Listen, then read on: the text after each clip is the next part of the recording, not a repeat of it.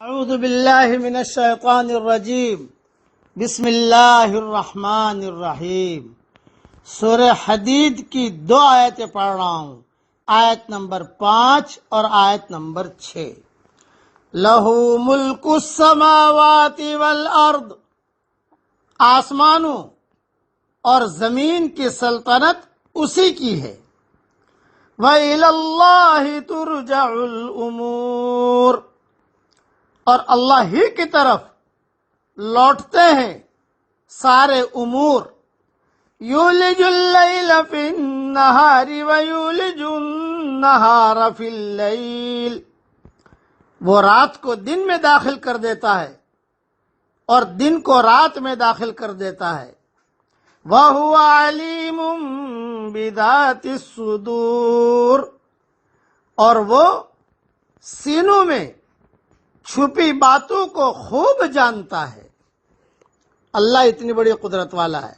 تھوڑی سی اس کی تشریح سن لیجیے، یعنی تمام چیزوں کا مالک صرف اللہ ہی ہے۔ وہ جس طرح چاہتا ہے ان میں تصرف فرماتا ہے۔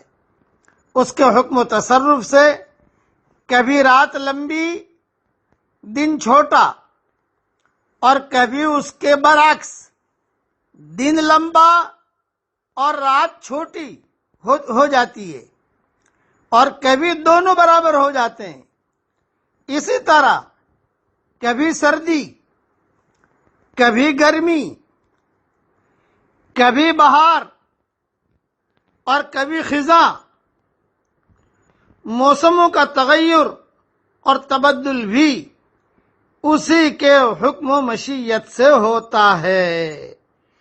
ہر چیز ہر منزل میں اللہ کی محتاج ہے، اور اللہ کسی منزل میں بھی کسی چیز کا محتاج اور پابند نہیں ہے۔ ہر چیز اس کی محتاج، اور ہر چیز اس کی تسبیح پڑھتی ہے، اس کی تحمید کرتی ہے۔ اسی لیے قرآن شریف میں بار بار اللہ تعالیٰ نے اپنی قدرت کو بیان کیا ہے۔ ہمارے والد صاحب رحمۃ اللہ علیہ ایک جملہ فرماتے تھے بیانوں کے اندر، اور وہ یہ فرماتے تھے کہ اپنے آپ کو ایک کے حوالے کر دو تو وہ ایک کو ہمارے حوالے کر دے گا۔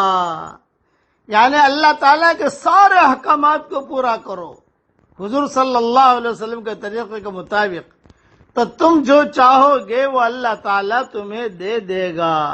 اللہ تعالیٰ کی قدرت کا بہت مذاکرہ اب ہمارے گھروں میں بچوں کے سامنے بھی کرنا چاہیے۔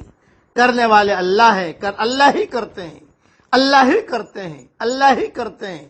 اللہ تعالیٰ ہمیں ایسا ایمان دے کہ اس کے بعد کفر نہ ہو، اور ایسی ہدایت دے کہ اس کے بعد گمراہی نہ ہو، اور ایسی عزت دے کہ اس کے بعد ذلت نہ ہو، اور ایسی ترقی دے کہ اس کے بعد تنزلی نہ ہو، اور اللہ تعالیٰ اپنا ایسا قرب دے کہ اس کے بعد اس سے دوری نہ ہو، اور ہم سب کو اور ہماری قیامت تک کے آنے والی نسلوں کے لیے ڈھیروں خوشیاں اللہ تعالیٰ مقدر فرمائے۔